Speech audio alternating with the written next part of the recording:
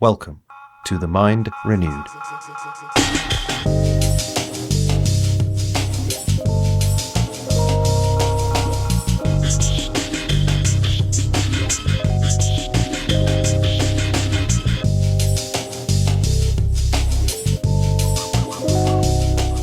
They're so worried that they've got to take over down here the direction of where it's going and get a one world system together, get rid of nationalities, to get one government, one religion, so we won't have war.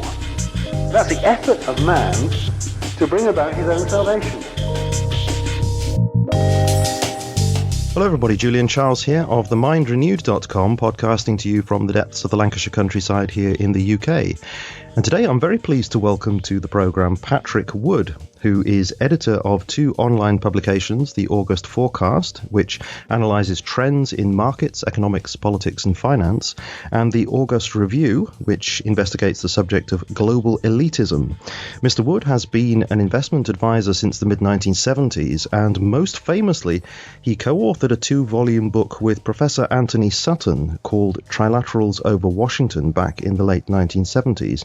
And that book, which became a bestseller and a textbook frequently used in university political science courses in the US, investigated the elitist globalist organization, the Trilateral Commission, which subject he kindly joins us to discuss today. Mr. Wood, thank you very much indeed for joining us on the program. Well, you're entirely welcome, Julian. It's been my pleasure. Now, I'm actually delighted to have the opportunity to speak to you because we've had a series of interviews here on the program looking at the ways in which the world is being pushed in the direction of global governance or world government. And we've touched on different aspects of this subject, really because we've wanted to avoid defining upfront what the New World Order is or what it's intended to become. We've tried really to piece it together, to piece a picture together from different people's perspectives so we can get a more objective view of it. And we've touched on the Trilateral Commission a few times, but we haven't looked into it in any depth. So it is wonderful to have this opportunity to speak to you as one of the main authorities on this subject in the world today. But before we launch into I don't know whether you say it in the US, but we call it the nitty-gritty, the nitty-gritty of this discussion.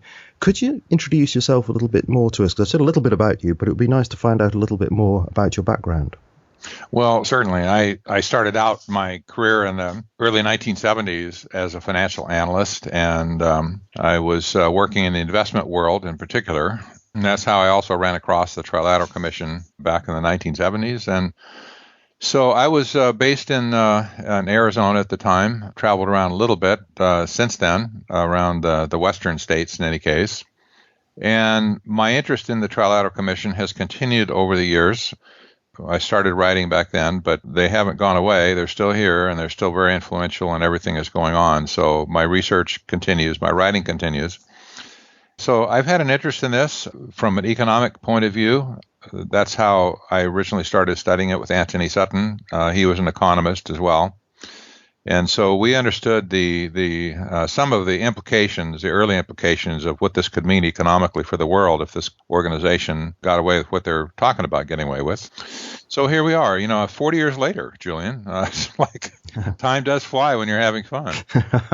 Yeah. And how did you actually meet up with Professor Sutton and start looking into this together? It was quite an odd coincidence. I don't believe in coincidences per se, but it was quite an odd coincidence. I met him down at a gold conference in New Orleans, one of the first ones that was held back in the 70s when gold was still, that we were called gold bugs back then, We went to this conference and I didn't know him, but the breakfast area was a little too small for the hotel where the conference was. And they said, well, if you want to eat, you're just going to have to sit wherever we put you. I didn't like that at all, especially early in the morning when I'm hungry. I don't want to talk to strangers. Well, just the same, exactly. Yeah. But they sat me down across from Tony Sutton in a booth, and we started, just kind of light chat. He was a Brit, And so he had the catchy British accent. So that caught my curiosity, what are you doing here? And he's a very genteel person, very well spoken, and we struck up a conversation. Before breakfast was over, we both realized that we had been studying this group, Trilateral Commission, and also that we were both very alarmed by what we had found or what we were seeing. but we were too timid, if you will, or we couldn't find anybody to talk to. Maybe that's a better way to put it. We couldn't find anybody else to talk about the topic. And so we realized we were sitting on a huge story, and we agreed that right at that very breakfast meeting, without knowing each other very well, we agreed that we should collaborate on a writing project to begin to document, expose the Trilateral Commission. So we immediately started a newsletter called the Trilateral Observer, and that's how we started. As you say, it must have been the most extraordinary experience to have just met each other like that and find out that you're both looking into this really quite obscure subject. So no doubt you see that as providential. Absolutely. It was one of those, looking back, it was one of those situations that tends to give you gospel bumps. Gospel bumps are like goosebumps, but they feel the same. It's just like, wow, that certainly was not a chance thing. And Tony and I became pretty good friends over the period of time after we got to know each other a little bit more. We only lived about 10 hours apart by car, so we were able to see each other fairly frequently, meet in person. But it took us on an interesting journey, I have to say, that's changed the course of my life for sure. And would you say that your research back in those early days has been borne out in what you've seen happening in the intervening years? Well, Julian, I have to say, I've gone back and reviewed a lot of the old newsletters that we wrote in the 1970s, and our book too, for that matter. And I don't say this at all to make us look good. That's a useless thing to do. But I want to say we absolutely nailed it in 1978. There was nothing that we really said back then that has proven inaccurate or untrue. We blueprinted their plan perfectly to reveal what their own paper said they were going to do. Here we are, all these later years, they have accomplished everything they said they were going to do. And so, now I have a historical perspective. After 25 years passes, they say it passes into history. Now we have a historical perspective to look back and ask the question, the forecasts that you made back then, were they valid and did they come true? And I say absolutely, positively, yes, they have. Okay, well, perhaps the best way to actually start getting into the nitty-gritty, as I said earlier, is to ask some basic questions so that people can get a good idea of what we're actually talking about here. So obviously it's a very famous organization, but I suspect that not everybody does know what it's about. So could you give us a description of the Trilateral Commission? Tell us about its beginnings, who started it, why was it started, what's it all about? Absolutely. It was co-founded in 1973 by David Rockefeller and Zbigniew Brzezinski. The two of them had floated the idea at a 1972 Bilderberg meeting that was held in Europe, and they got quite a bit of accolade for it and encouragement to go do it, and so they did. They came back, and in 1973 they started this organization. They started out with about 289 members, handpicked members, from 3 geographic regions. That's where the word trilateral comes from, by the way. North America was one. That's where both Brzezinski and Rockefeller were from. And they picked 1/3 of the members from North America. 1/3 approximately came from Europe, and 1/3 came from Japan. That was the initial geographic makeup of the Trilateral Commission.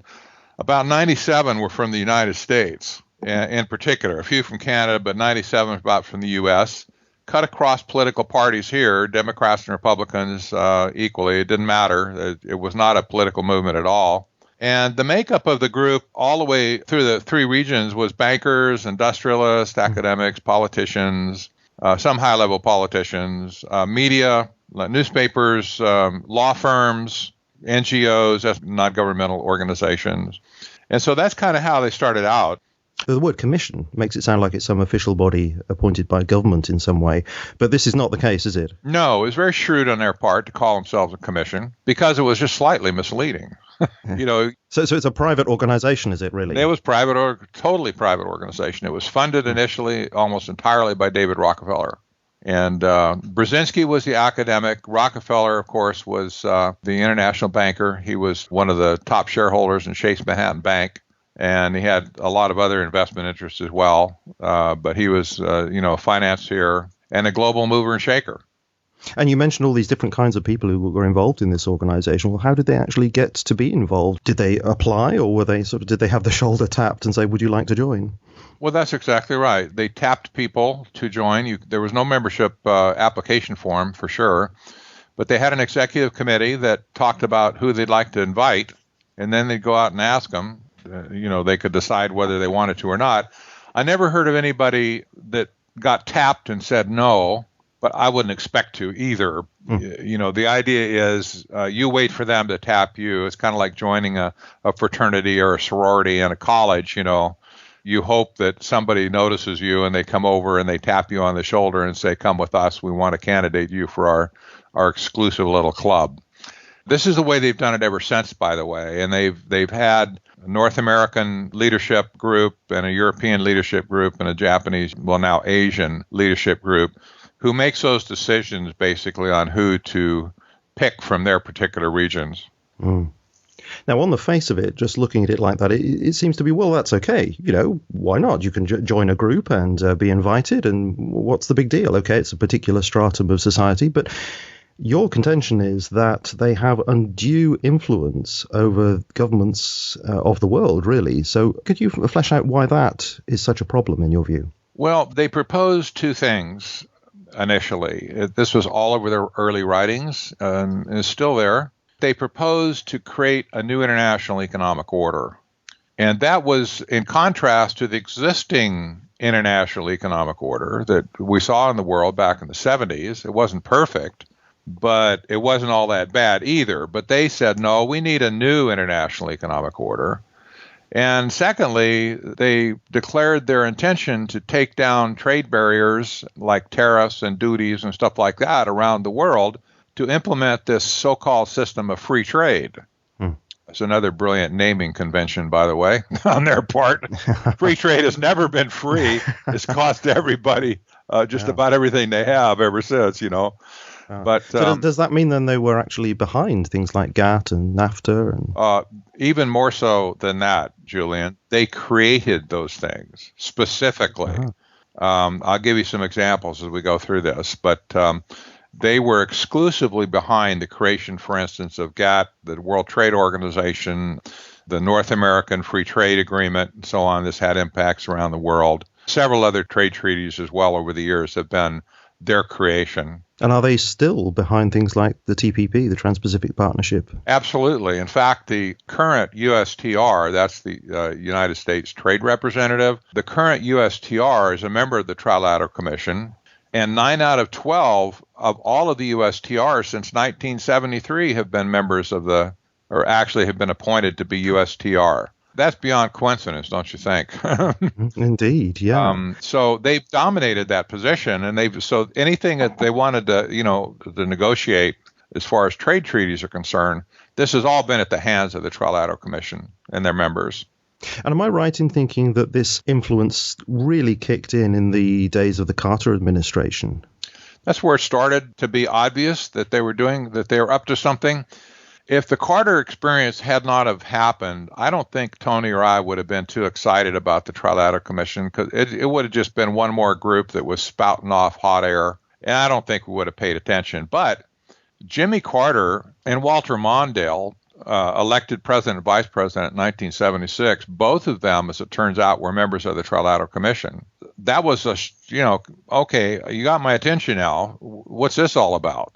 And then the very first thing Carter did was to appoint Brzezinski to be National Security Advisor.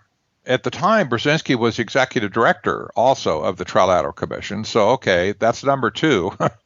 And then the next thing had happened, even though Carter had told everybody he was unconnected to the Washington establishment, he proceeded to appoint almost 1/3 of the United States Trilateral Commission members to top cabinet positions in Carter's administration. 1/3 of that membership, there was 28 members of the Trilateral Commission were marched in, almost literally, and sat down at cabinet level positions all over his administration. This is a man who said he wasn't connected. Right. The man who was a peanut farmer from Georgia, a man of the people. He also said, I'll never lie to you. That was his big campaign pitch. That sounds familiar. Well, I don't know that he could tell the difference between lying and not lying, so maybe he wasn't lying when he said it. Was that something that was limited to that period of time, or has this influence continued to that extent down the ages in the U.S. administrations? It has continued throughout the ages, Julian. I called it a hijacking of the executive branch of our government back in 1976, and I think that hijacking has persisted ever since through every administration. And for instance, I just mentioned that 9 out of 12 of the U.S. trade representatives have been members of the Trilateral Commission. Well, this person is appointed by the president. Our president also appoints the president of the World Bank. The IMF typically gets his head from European appointment, but the U.S. president gets to pick the president of the World Bank. So the trade representative position, 9 out of 12 have been trilaterals. World Bank presidents, there's been 8 of them since 73. 6 of those have been members of the Trilateral Commission. Wow. Amazing coincidences here. Just an amazing coincidence, yeah. And then, if you look back at the executive branch itself, you'll find that Carter and Mondale were both members. George H.W. Bush was a member as vice president for Ronald Reagan. Then Bush became president. Then you have Bill Clinton and Al Gore. Both of them were members of the Trilateral Commission. George W. Bush, from 2001 to 9, you had Dick Cheney was a member of the Trilateral Commission. And so 7 out of 12 of our top executive cadre have been members of the Trilateral Commission over the years. And that doesn't mean that Barack Obama is off the hook, because he has been surrounded by members of the Trilateral Commission in his own administration ever since he got seated 2009. So, and am I right in thinking that Zbigniew Brzezinski was actually behind Obama? He was, very much in the same way that he was behind Jimmy Carter in 76. He was considered at one time to be the chief foreign policy advisor to Obama. So looking at this as a whole, then, we seem to have a situation where really policy is being dictated, or at least heavily influenced, by a transnational private group, rather than being something that's actually coming from the indigenous people of the United States. That's exactly right. That's exactly right. Yeah, and can I also ask you, you did mention the Bilderberg Group, but I want to ask you what connections you feel there are between others of these kinds of organizations, like the Council on Foreign Relations, the Royal Institution of International Affairs, because these sorts of organizations have come up in interviews that we've had previously. Are all these groups interconnected? They are interconnected philosophically, if nothing else. The Bilderberg Group is really just a discussion group, but it's a discussion group of very, very important people in the world. Right. You're invited to attend those meetings. You don't just, send in your $100 check and say, I'm coming. So only the cream of the crop of the global elitists get invited to Bilderberg, and usually it's for a purpose, I'm sure. And they have speakers that come in and speak to them, and they have their backroom cigar sessions and stuff, to talk about things. But it is a discussion group. There is no policy. They write no policy papers. They have no action committees or anything like that. They just meet and talk, and then they go their respective ways. And they meet in absolute secrecy. And this is something that Christopher Booker, in his book, The Great Deception, says that he thinks that this is actually deliberate in order to, or at least the implication is to sort of focus attention on the Bilderberg Group. And that, of course, takes attention off elsewhere. Well, it has had that effect. The Bilderberg Group in general has been given too much credibility for actually doing things. They're not the ones that do anything. They talk about it, but they're not the doers. The doers have been members of the Trilateral Commission in particular. And you say, well, okay, what do you mean by doers? Well, who was it that captured the executive branch of the U.S. government? It wasn't the Bilderbergers, and it wasn't the CFR. It was the Trilateral Commission. They set out with an action plan to do these things. And it wasn't, and I want to state early on, it was not primarily political. Even though we see them taking over the political infrastructure, they were not primarily interested in the political infrastructure for its own sake. They were interested in creating a new international economic order. And it would be improper to say that this is a political coup, although there's signs of it, okay, but that's not really what it is. It's an economic coup. An economic coup. So could you explain then what the essence of that new international economic order was in their thinking? Well, we didn't know what it was, but really back in the 70s, both of us, Sutton and I, both had an economic background, and I didn't. Actually, we both kind of thought, well, maybe they're going to rearrange everything so that the slot machine pays them twice as much as everybody else, which would be a typical thing to assume at that point, because, usually that's what elitists do. They try and game the system so that they get more money out of it than anybody else does. But, that'd be kind of like rearranging the deck chairs on the Titanic, it may still go down, but... Right, yeah. I mean, this is the sort of thing that people bring up about the TPP, apart from its tremendous secrecy, the idea that this is really all about giving the vast powers to global corporations over and above nation states so they can basically make loads and loads of money, but that's not the whole picture. Well, the economic side of this is really what they were after, is all I'm saying. And so the new international economic order at the time we thought would just be some kind of continuation of Keynesian economics. But we were wrong. I mean, and I didn't know we were wrong until about 6 years ago when I started to study technocracy. There was a historic movement actually existed in America called technocracy during the 1930s. It had a buildup that was quite a bit longer than that, but it really started in earnest in the 30s as a social movement. And this movement, technocracy, at the height of the Depression, mind you, they proposed an alternative economic system that would completely replace capitalism as a brand. This had never been tried in the history of the world, but they proposed to create an economic system based on energy rather than on supply and demand. And this was radical. I mean, this was radical stuff. And they had at one time as many as 500,000 card-carrying members of the Technocracy Incorporated organization in the 30s. And it was a huge social movement at the time. And these scientists and engineers that were behind it, many of them the top people in the scientific world and engineering world at the time, they very carefully crafted out the whole plan on how they're going to create this economic system. And so I've later come to discover that this economic system that was defined really in the 1930s was what Zbigniew Brzezinski picked up and brought into the Trilateral Commission as the new international economic order. And so I think now I can say with great certainty that we have discovered what they meant when they said new international economic order. They were envisioning something truly brand new that had never been done before. It would eventually obviate capitalism altogether and institute an economic system that was based on energy and energy use, distribution, and control. And you say that the original technocratic vision was popular during the days of the Depression, presumably because, capitalism was seen to have failed at the time. But it fell out of favor, didn't it, afterwards? So how did that vision of technocracy keep alive all those years? Well, they started out at Columbia University in New York City. And Columbia back in the 20s and 30s was a very progressive organization, an educational organization. And they did a lot of state-of-the-art things, so to speak, back then, especially with engineering. When technocracy came on the scene, Columbia saw fit to take them in under their wing, so to speak, and they did for a time. It was kind of a short stint, but it gave technocracy a great shot in the arm of credibility that Columbia, of all organizations, would pick them up and kind of give their stamp of approval. Turned out that one of the promoters of technocracy, a man by the name of Howard Scott, turned out to be a fraud.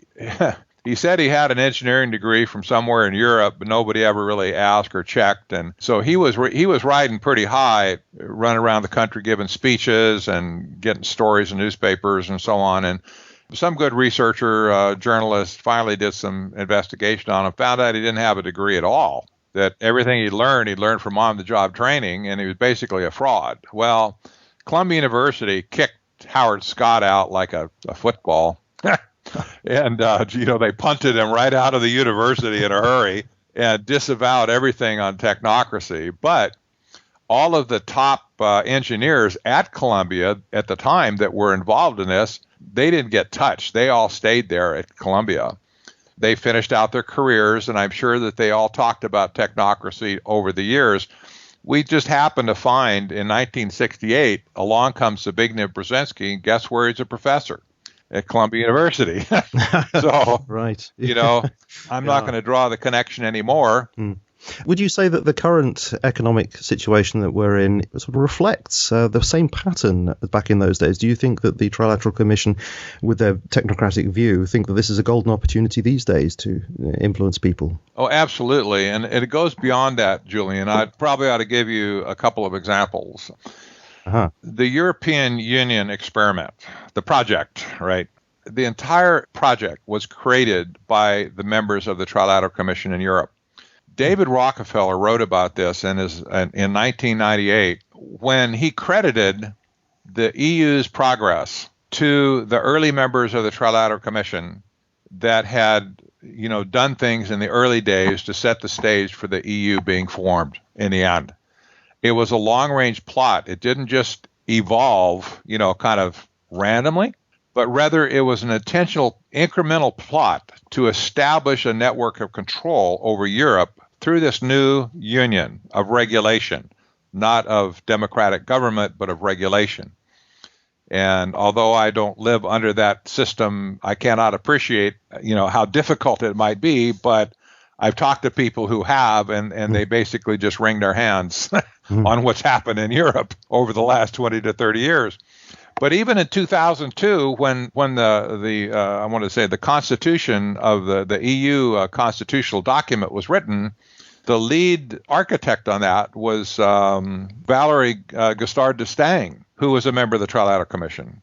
And so their fingerprints have been on this all over from day one. And let me give you another concrete example of how this worked out. You remember when Italy and Greece both were almost in flames in 2010 and 11. Major economic crisis in both countries. In Greece, as the economic system was falling apart, financial system was falling apart, you might remember that a prime minister was appointed to Greece by the EU. Yeah. And almost the same time in Italy, a prime minister was appointed to Italy, unelected. Both of them unelected from the EU. Yeah, that was an astonishing period, actually. And I was surprised at how people... I would have thought there would have been absolute uproar about that. But there didn't seem... There was some disapproval, but, it wasn't as striking as I thought it would be. I would have expected more, but then again, there's not a great sensitivity to this in that region. But here's the key. If you go back and read the press articles surrounding those two appointments, you'll find two facts that will just absolutely pop your eyeballs out. Number one, both of them were members of the Trilateral Commission. Number two, the European press itself called them technocrats. Absolutely, yes. There you go. Okay, so did the Trilateral Commission have a lasting influence in the European Union? Absolutely, positively. They not only created it, but they're now controlling it, as even evidenced by the fact that when it really hits the fan, members of the Trilateral Commission appoint other members of the Trilateral Commission to take over the countries. It's incredible. It's absolutely incredible. If people saw this, I don't think they'd be too happy about it. No. And do you agree with those people who say that the EU is in fact a trial run for the whole world? In many ways it is. And in many ways, Europe or the European Union has impressed technocracy on the continent. And it wouldn't be unfair to call it a technocracy. If you went back and studied the original technocracy from the 30s, you probably would see all the parallels and stuff and say, yep, this is a technocracy as it was envisioned back then. But even if that were not enough, if you just look at actually what's happened, like the appointment of Mario Monti and Papademos as these prime ministers, that both of them came from the ranks. In fact, Mario Monti was the chairman of the European part of the Trilateral Commission. He wasn't just a rank and file member. He was the chairman of the European group. So, these people have had undue influence. I mean, the phrase undue influence doesn't even come close to say what I'm thinking right now. Right. They own it lock, stock, and barrel. And yes, it is a template. Yes, the regionalism concept has come to America as well. We're being subverted. We're behind you guys, but we're being subverted in exactly the same way. Yeah, I want to look at a couple of the ways in which the subversion seems to be taking place. But before we leave the earlier days of the Trilateral Commission and the character Zbigniew Brzezinski, I wanted to ask you about his book, Between Two Ages, America's Role in the Technetronic Era, and what window that gives to us as to the kind of mindset that Brzezinski had, and presumably he's representative of the Commission itself. Well, that's right. Brzezinski was a smart guy. There's no denying that. I don't agree with him on hardly anything, but he was a smart guy. And he wrote, he kind of described with a broad brush, how society evolved, if you will, in his mind. And he talked about, in his book, the religious era where narrow-minded people did things like, read the Bible and, Lovely. He called that massive ignorance, basically. He couldn't figure out anybody could read the Bible and get anything out of it worth using.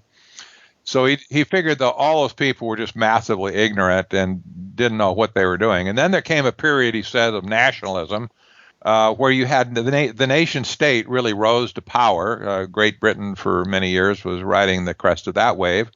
But others have as well, Portugal, Spain, the U.S. then. And there was a certain equality before the law internationally with nationalism. And then after that, he describes the era of Marxism. And Brzezinski was not a Marxist, by the way, but he stated of Marxism that it represented a further vital and creative stage in the maturing of man's universal vision. So he saw that Marxism as a stepping stone to whatever the fourth and final stage was. And then he describes the fourth and final stage as rational humanism on a global scale. He called it the result of American communist evolutionary transformations. And the essence of Technetronic, the word he used, Technetronic, is actually a knockoff word for technocratic. I was unsure of that after I studied Technocracy. I went back and I read his book just to verify it. And sure enough, you see the same lines of argument in Brzezinski's book that you saw in the 1930s documents and books that were created from Technocracy itself. The same ideas. And so the Technetronic era is one where science controls society, not politicians, science, scientists, engineers, and so on. And what Brzezinski actually stated in his book, this is a very concise concept. He wrote like this. This is a direct quote, just one paragraph. He said, "The nation state, as a fundamental unit of man's organized life, has ceased to be the principal creative force. International banks and multinational corporations are acting and planning in terms that are far in advance of the political concepts of the nation state," close quote. So you can see he had a very dim view of the nation state, as do all of these elites. They have no regard for the nation state whatsoever. Zooming back to the 1930s, when capitalism looked like it was dead, people hated politicians, and technocrats in particular hated politicians. They blamed them for the Great Crash, the Great Depression. They blamed them for World War I. And there was just a general hatred for politicians. So technocracy as a system, as an economic system, said, you know what, we just need to do away with politicians. We just need to sweep them out of the way altogether. And we need to implement our own system of control. And you see what Brzezinski was alluding to when he says that these international banks and corporations are acting and planning in terms that are ahead of the concept of the nation state. It means that parliaments and congresses and government bodies have been rendered impotent, irrelevant. It reminds me of a quote by Carroll Quigley in Tragedy and Hope, and I will quote it because I happen to have it here, where he says, "The powers of financial capitalism had another far-reaching aim, nothing less than to create a world system of financial control in private hands, able to dominate the political system of each country and the economy of the world as a whole. This system was to be controlled in a feudalist fashion by the central banks of the world, acting in concert by secret agreements arrived at in frequent private meetings and conferences." It seems to be the same pattern there that Carroll Quigley was describing in that book. Oh, it is, absolutely. They were two peas in a pod intellectually. Absolutely. So what kind of, I mean, you mentioned evolution and humanism with respect to Brzezinski. So what kind of philosophy did he have? And was it a materialist philosophy in his view, or would you say that there's some kind of spiritual element to Brzezinski's thinking? Well, there was, and this kind of takes us off into another area, but the world doesn't stand alone as an economic system. Society is built upon, and I hate to even invoke his name, but the society has been likened to a three-legged stool. You have the economic system, you have the political system, and then you have the spiritual philosophical system. And all three of those have to be in some measure of compatibility with each other, or else society will fall apart. This has been well known, by political scientists and stuff for a long time. In 1979, Senator Barry Goldwater wrote a book called With No Apologies. And to my knowledge, he was the only politician ever that publicly called out the Trilateral Commission. But this is what he said. He said, the Trilateral Commission is international and is intended to be the vehicle for multinational consolidation of the commercial and banking interests by seizing control of the political government of the United States. The Trilateral Commission represents a skillful, coordinated effort to seize control and consolidate the four centers of power: political, monetary, intellectual, and ecclesiastical. And so this is exactly what we've seen. We've seen people, for instance, like Stephen Rockefeller, who was another principal peer of David Rockefeller and formerly of the late Nelson Rockefeller. Stephen Rockefeller has been involved in ecumenicalism and, the interfaith movement globally for all of his life, essentially. And he's been pushing his money and his influence and so on to develop the third leg of the stool, which would be the ecclesiastical/religious side. So there's been a huge push in the last 30 years to bring unification to the various religions of the world, to create a religious experience or religious system that would properly support the economic and the political, if you call it the regulatory system of the world, to control the people. So this is a completely instrumental view of religion here. This is not something coming from a deep conviction in a religious sense. This is seeing that the religious dimension to life is something that needs to be exploited in order to bring about this new world order. And, I'm saying this because when I was speaking to Dr. Martin Erdmann, in the conversation, he brought up the philosopher Auguste Comte of the 19th century, and we talked about Julian Huxley in the 20th century, both of whom saw religion as being necessary in some way to bring about a new society. So what you're speaking about here seems to fit very much with that philosophy. Absolutely. And the philosophy of scientism is really what we see running through all of this, I think. If you could take it down to the very nubs, I think probably Dr. Erdmann talked about this perhaps a little bit. But the philosophy of scientism basically says that the only correct view of reality and the only correct source of truth is determined by the scientific method versus any other type, like, for instance, from the Bible or from observation even. So scientism as a philosophy, I find it the root behind technocracy. I find it the root behind transhumanism as well. All of these things are science-based. Yeah, or they call it science-based, and it's pseudoscience. It's not real science. It's not empirical science. It's a good buzz term. It's science-based. It must be truthful. That's what they say, and that's exactly the argument. Well, who can argue with science? Right. Well, after all, science is science. That's right, yes, and of course, and it immediately says that you've got to have the scientist and the engineer in control because they are the people who have the keys to reality in a way that nobody else has. That's right. It was the scientists and engineers and technicians in the 1930s who said, we and we alone are able to control society in a way that can prosper and thrive. And it was a utopian system. It was Americans rejected it in the end. And but I would point out that it was Aldous Huxley that wrote the book Brave New World. That was a classic book. I had to read that book in high school. They never told me what it was all about. I had to read that book and do a book report on it. Scared the pants off of me. Yes, as indeed did 1984 when I had to read that at school as well. Yeah. 1984 as well. I find out that Huxley wrote his book in 1932, right at the peak when technocracy was just about to burst into full bloom. And Huxley was he got his model for the book straight out of Technocracy. This is what was going on, and he saw an opportunity to write a book that was different and forward thinking or whatever. This basically was his view of what would happen if technocracy got a hold, if the engineers and scientists actually did end up running society and threw all the politicians out, which they would have loved to do. Can I ask you to comment on ways in the modern world in which the scientists and the engineers seem to be, at the moment, given a great deal of power in order to fashion the modern world? And I'm thinking here of things that have come up in the interviews, particularly with Martin Eldman and Michael Shaw. And this is the Smart Grid and Agenda 21, which on the face of it look as if they're not connected to this. But how are they connected? Are they connected? Oh, they're more than connected, Julian. Oh, my gosh. There was a UN commission in 1987, a big one, created to lay the groundwork for Agenda 21. And a book was produced by that special commission called Our Common Future. And that became the book that gave way to Agenda 21, to the Rio Conference, the Earth Summit, it was called in 1992. Our Common Future book was produced by the Brundtland Commission, the chairman of which was Gro Brundtland from Europe. Gro Brundtland was a member of the Trilateral Commission. I had a feeling you were going to say that. Yeah, I mean, it's just beyond coincidence.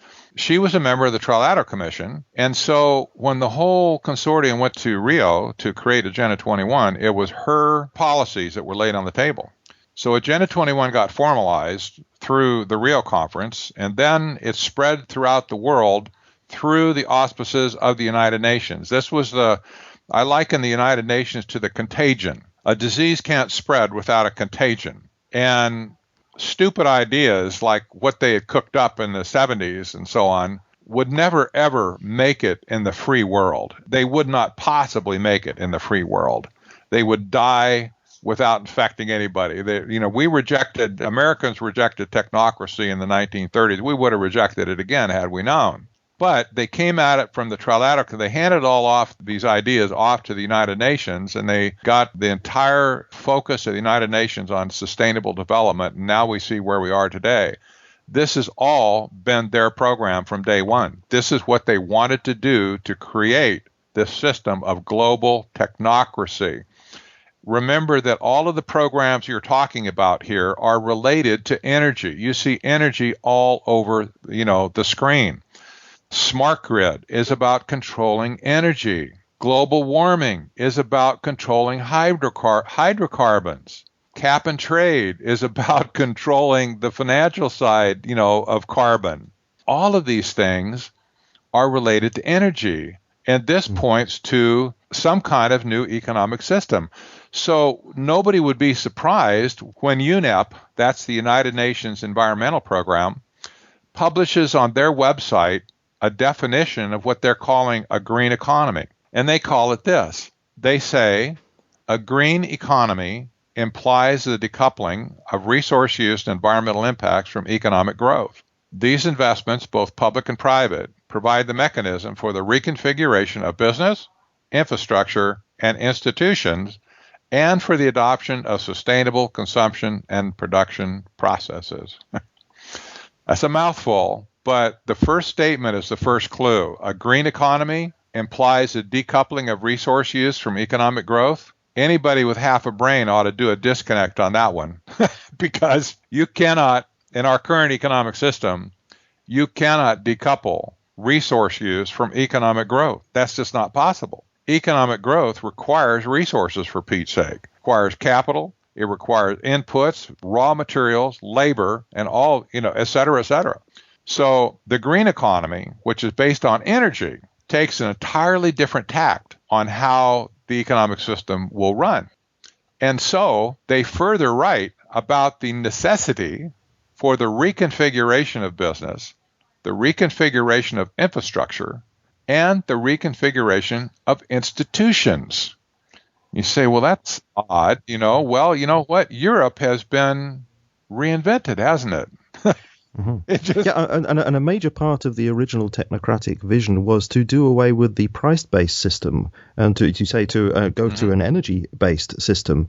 Do they have this in view then, actually, to get rid of the money that we're using in the world today and replace it with a different system? Well, that would be, I think, the ideal in the end would be to replace what we currently call money with some kind of system of energy credits or some kind of script based on energy availability and distribution. Nobody's really written a lot of that in modern times, a little bit, but there's not an abundance of literature. But we do see the birth pangs of it with programs like cap and trade and, carbon offsets and those sorts of things. Yeah. And talking about the smart grid, there's also the other side of it, and that's the information transfer, not just the energy. Do you see the invasion of authorities into household information being part of this infrastructure as well?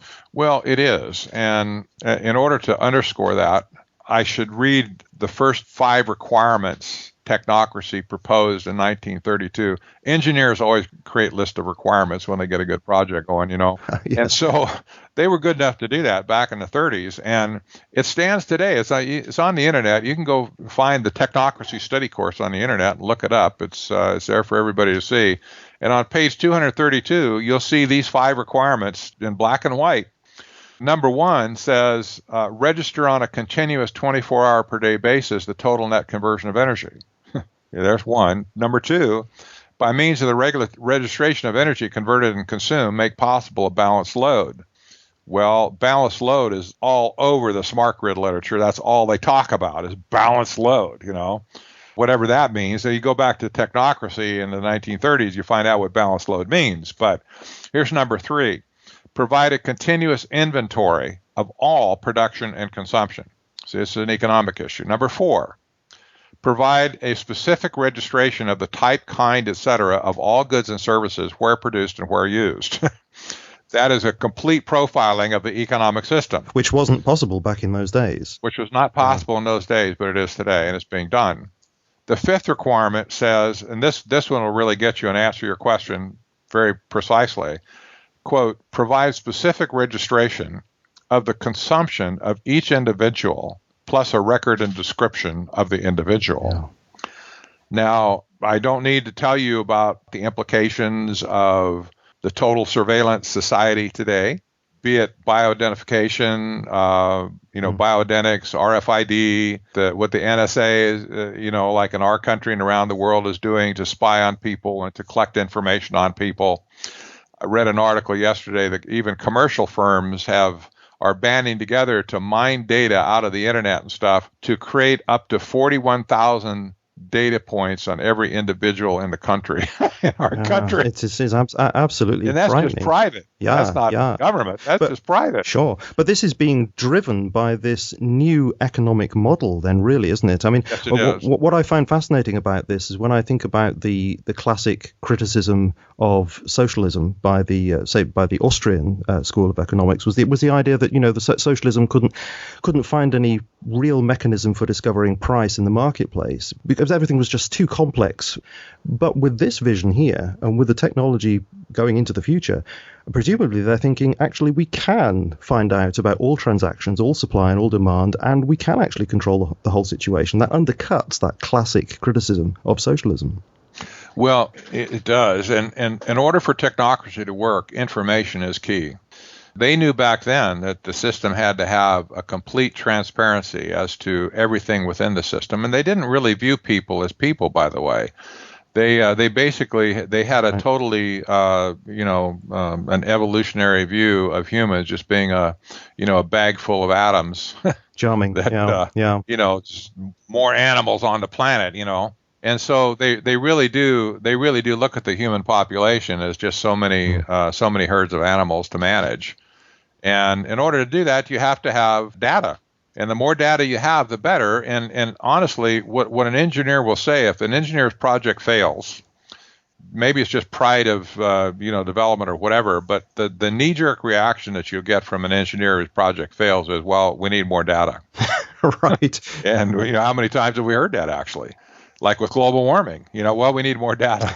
It's like, well, okay, when will you stop saying that?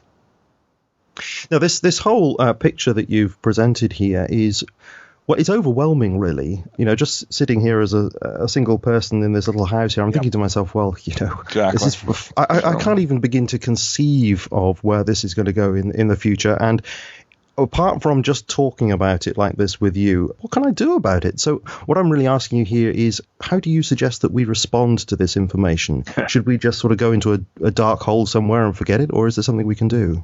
Well, I don't know where you can find a dark hole anymore. Indeed. Yes. Okay. Not many around anymore. But, that there may not be a human solution to this. If there is, it's going to be on a local basis, not on a global basis at this point. And, they have impressed this program down on us from a global to local basis. And if there is any pushback, it's going to have to take place on the local basis, because local people have no ability to touch these people at the top of the pyramid. They just don't. Yeah. Politicians are ineffective at this point. They can't do anything.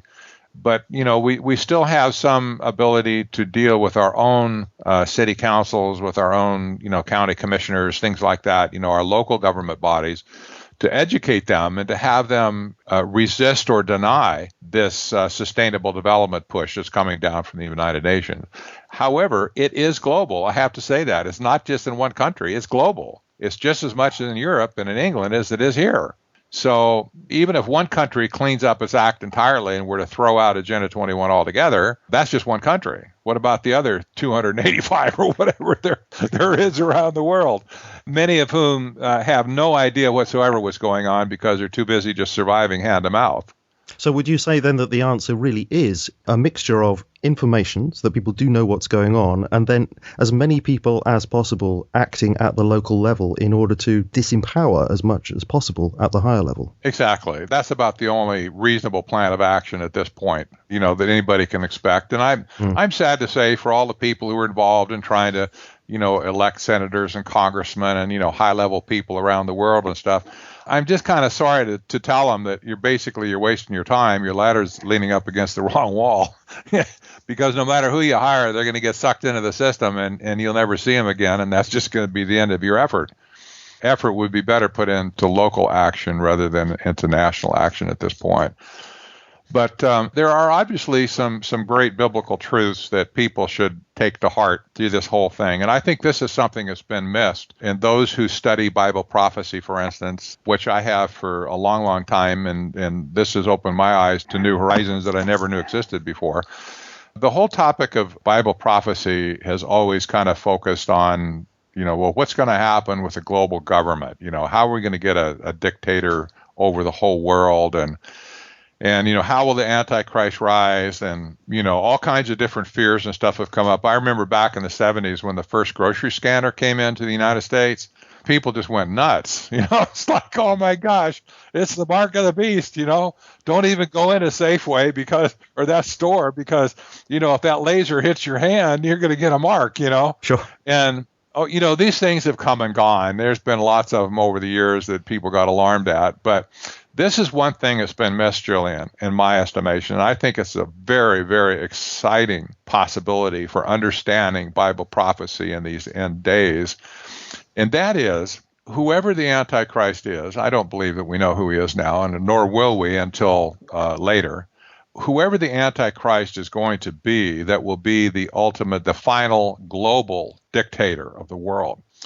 This person is going to have an infrastructure that will support his dictatorship. Now, the tribulation period only lasts 7 years. It's not very long compared to all of history.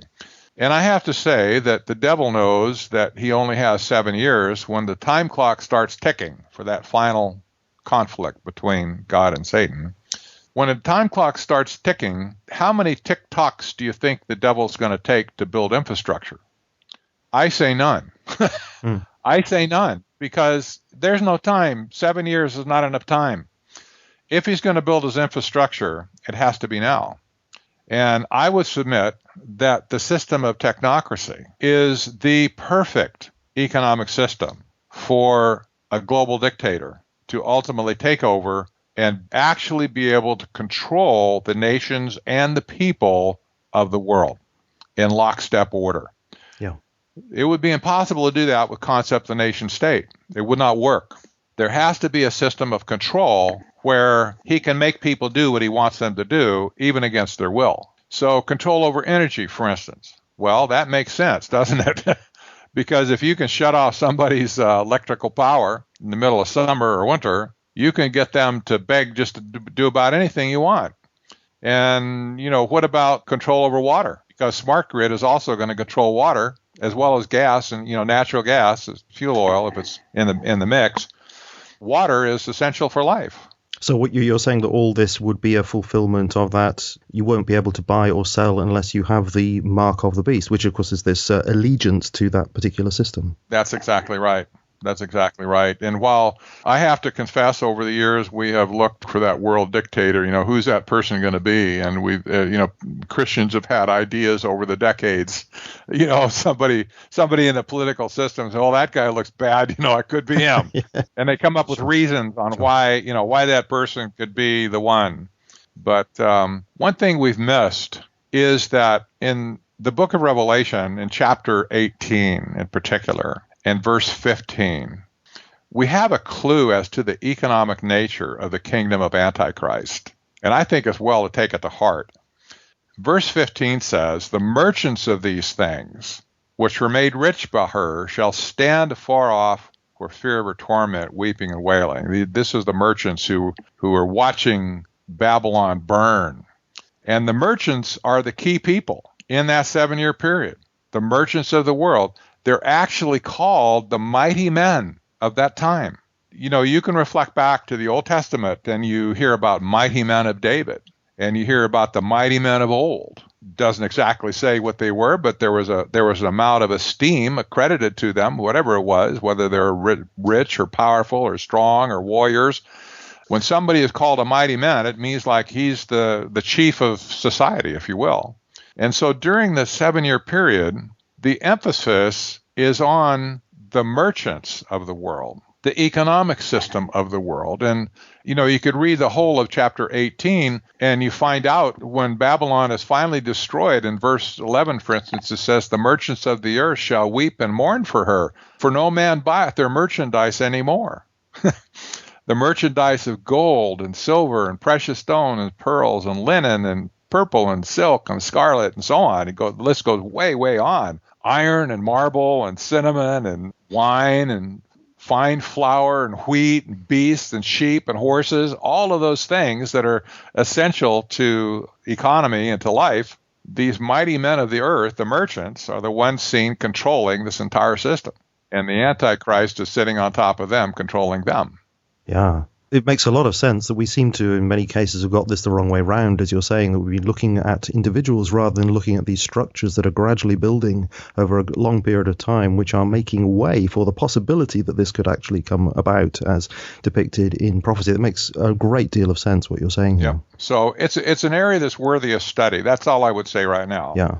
And I don't think that enough people at this point in the Christian community and the scholarly community especially, that are concerned with Bible prophecy even have a clue what technocracy is or a clue what's going on in the world, because this stuff it's not hidden. I mean, you can't call it conspiracy because I've discovered it. I'm nothing special in that sense. I got all my information from available sources. Yeah, that's interesting. How do you react to that? You must be called a conspiracy theorist at times. Oh, I've been called that since 1978. Yeah. Say nonsense. There's no conspiracy here. You wrote it. Not you, but I say, look, you wrote this. I just pull out the book and show it to him. Who wrote this book? Who said this stuff? I'm just repeating what you said. Yeah. So it's not conspiracy theorizing, it's conspiracy discovery, really, isn't it? Really, yeah, it is. Yeah. I know. And a lot of this, do you have a lot of this documentation in your August review? Oh, absolutely. Absolutely. There's several videos on the internet that I've produced or been recorded that people can listen to. And there's a lot of information on my website as well. Mm-hmm. Could you lead people to those websites? I think you have, is it 3 websites you have?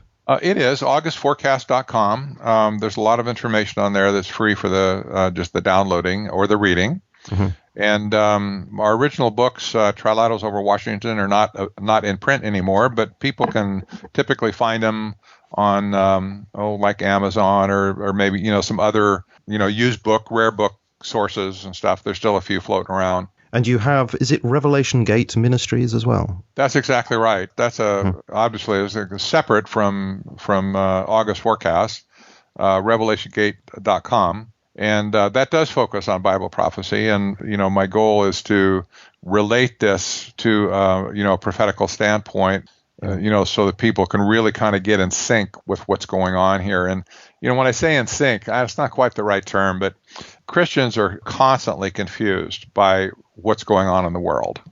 So you don't have to look very far to find something that doesn't line up with what the Bible says it ought to be. And so there's a lot of discussion and there's a lot of consternation about events and, things that people do and societal trends and stuff like that. And it's very difficult for Christians to get a handle on what's going on and, well, what should I be watching for? And, well, what is the Lord really coming back? And is there, are these things really going to take place and so on? And this confusion is mostly bred out of ignorance. It's not out of stupidity. It's out of ignorance. They're ignorant of history. They're ignorant of current events. And in many cases, they're ignorant of basic thinking in logical terms. And they can't reason things out very well. So, my goal with Revelation Gate Ministries is to help Christians to see this more clearly and to have a more balanced view of what really exists in the world. And I cringe sometimes to use the term biblical worldview. This is the big buzz phrase over here right now. Christians should have a biblical worldview. Yeah, I see. I get the impression of what you mean by that, because it does connote a sort of old-fashioned worldview, but that's not what it means. Well, no, and trying to justify what the world does in terms of the Bible is a futile exercise. But a worldview, whatever it is, should be based on reality, not on fantasy. And so you can't go cooking up, some kind of a correct worldview and just say, okay, that's going to be it, and then go justify it with Scripture. You basically just need to see reality as it is. Just say that's what it is. It's like we don't need to spiritualize it. Say this is what's going on. This is the reality of the matter, the fact of the matter. Now square it with what you know about the Bible. The Bible isn't wrong in any area. I believe in the inerrancy of Scripture, but the Bible's not wrong, but if you don't understand something that you see in the world, well, the place to go find out about it is from the Bible itself. So, if Christians were able to do that more frequently, they would find themselves with a much lower level of fear and anxiety over what's going on in the world, because they'd see the overall plan. And that's not to say that God couldn't turn it back. He's done this before. When Hitler was ravaging Europe, Christians in Europe thought it was curtains. I'm sure they thought the world is ending and he's the Antichrist and we're all doomed and it's just over. They must have had those thoughts. And you know what? It almost could have happened. He almost won. He could. Yes, indeed. That's a very interesting thought, isn't it? Because I've had people email me and say, well, if this new world order is going to happen and it's prophesied in the Bible, then there is nothing we can do about it at all. But that's not the way prophecy works, is it? Because we don't actually know that this particular set of events that's happening at the moment is going to be the fulfillment. It could be another set in future. It could be yet another in future. We don't actually know. So we always have to work towards the kingdom of God instead of the opposite kingdom. That's right. And you have to always leave room for the sovereignty of God to do what he wants to do. And, we can't really prejudge that, what he's going to do in any particularly given situation, but we can hope and we can certainly pray to that direction that he will reverse things. There's nothing wrong with that either, I don't think. But we also have to realize that this really may be the end, and we need to have that in preparation as well. Sure. And not be afraid to face it, not run from it, but rather to face it and say, you know what? If he does turn the tide back or somehow give us an extension, that's wonderful. That just means, if nothing else, more people will get saved in the process. In the meantime, whatever, the bride of Christ will be larger than it is today, and we'll get to work things out for a longer period of time. But if it is drawing closer to the end, there's nothing wrong with that either. And I would remind people that the Apostle Paul himself said, to live as Christ and to die as gain. So, it's like, okay, we need to have that kind of attitude. And I have to say, it's hard to whip a man or a woman that has that kind of attitude. Well, absolutely. Yes, indeed. You're doing what you can here now, and you realize that if it's curtains for you in the end, that you're better off than you ever were here anyhow. So, he'd be happy with either outcome. And so this is why you have the Revelation Gate Ministries as well as your August Forecast and August Review, because you actually want to give a context for people in which to understand what's going on in the world and not to be floundered. Exactly. And a second part, and I have to say a second part of Revelation Gate Ministries has specifically to do with how globalism is taking over the evangelical church. Remember the three-legged stool? Another subject. Yes. Evangelical Christianity has been dominated by these same people and these same forces, to where technocracy is creeping into the church. Well, it's not creeping anymore. It's running. It's racing. Well, I'd love to ask you about that as well. We did actually touch on it with Dr. Martin Erdmann on an interview at a previous occasion, but I'd love to chat to you about that as well. But we're swiftly running out of time this time, but it has been absolutely wonderful speaking to you, Patrick Wood. Thank you ever so much for coming on. I mean, you've not only have you made it clear what the Trilateral Commission actually is, and given some idea of how it's actually working out in the world throughout its history and even today, but you've also given us this biblical way of looking at the events that are taking place today, giving us an interpretative model there, which I think is absolutely fantastic. So thank you ever so much for joining us today. You're entirely welcome. I've enjoyed it, and I hope it falls on some open ears, that is, people who have ears to hear. Absolutely. Thank you ever so much. You're welcome.